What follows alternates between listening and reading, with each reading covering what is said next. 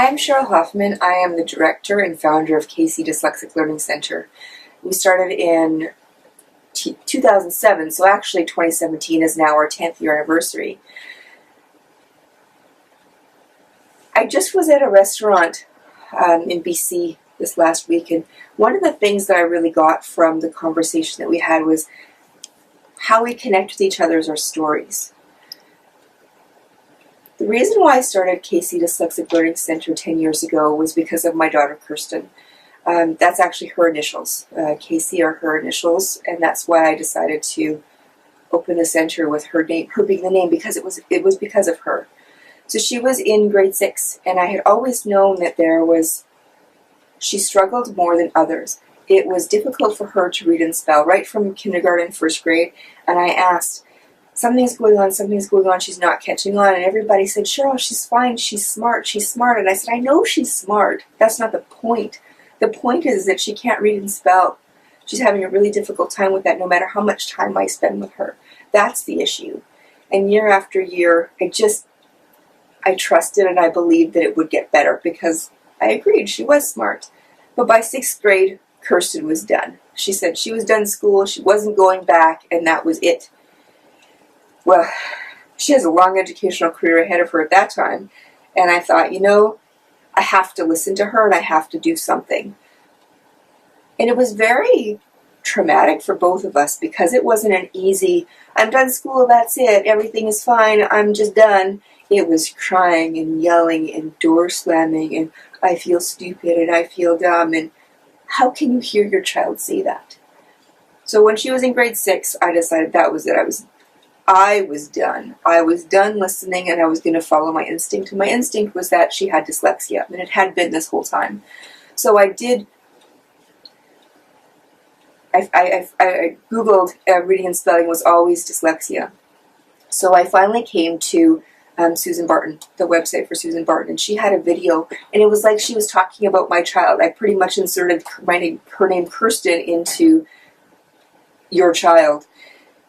And when I was finished watching the video, I thought, I've got to meet this woman because she is on the same page as me. She can help me help my daughter. And amazingly enough, she was coming to Winnipeg 2 weeks later. I begged and I pleaded to go into the conference where she was presenting, and they did have room for me. So I spoke to Susan. She gave me the way to move forward. I thought, okay, I can now get a psychologist who can help me. It wasn't that easy. I searched psychologist after psychologist because I was very specific. I wanted dyslexia. I didn't want the learning disabilities umbrella. So finally my pediatrician found a psychologist that would test for dyslexia. We went to them, and sure enough, she was severe dyslexic. She was grade 6, reading and spelling, bottom of grade 2. Christmas present is what it was when Kirsten was in grade 6, that we were diagnosed with dyslexia. And I thought, report in hand, I'm going to go and this is going to make everything better. We have a plan, we now have a program, but that wasn't the way it was received, which was very disheartening to me as a mom, that we had tried so many other ways and nothing worked. And I finally had a way that was proven to work. So I did it myself. After a few months of doing this, Kirsten was starting to change, she was starting to get it, and it was moral obligation pretty much. We now know the answer. Kirsten now is embracing this program. She's learning from it. She's starting to read. I have to do something. I have to help my community. And it was that I opened the center. Within the same year as we got the diagnosis. So I opened the center with one student, my daughter. That was it. Build it and they will come. Is that what they say? We're now 10 years later, almost 400 students have come to the center. Thousands of families we've now talked to through the other areas that we work in. So after starting the center, I felt a community obligation as well to start a nonprofit. So I started the nonprofit organization called Friends of Dyslexia. The purpose of Friends of Dyslexia is to provide financial funding for families who can't afford tutoring or testing, and it funds the services and the testing for dyslexic people in our community. And not in our community because now it's a registered Canadian registered nonprofit, so it now can help other families within Canada. I'm also a Decoding Dyslexia founding parent of that. That is more the advocacy piece of the dyslexia piece. And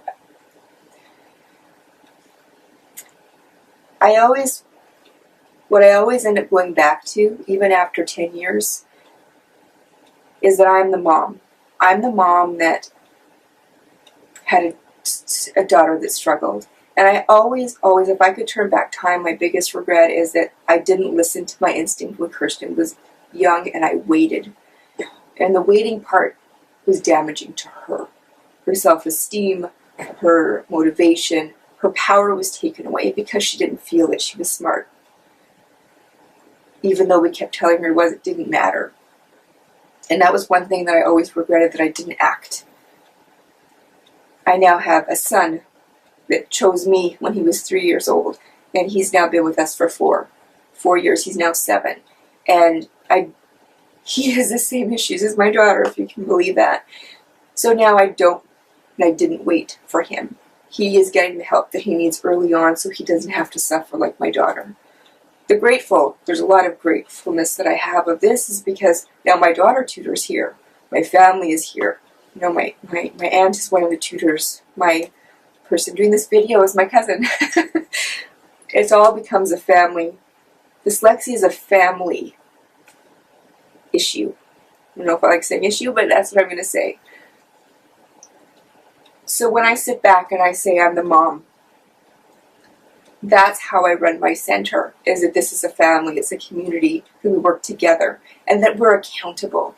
That when you come here and we help you, our purpose is to improve that reading and spelling in a measurable way. And we make sure that we have that accountability with families. And we've been doing stats now for 2 years, and it is showing that when they stick with us till the end, kids are testing at grade 9 to grade 13 reading and spelling level. So we can make the difference. Our kids can succeed. They can get their power back. They can feel more motivated.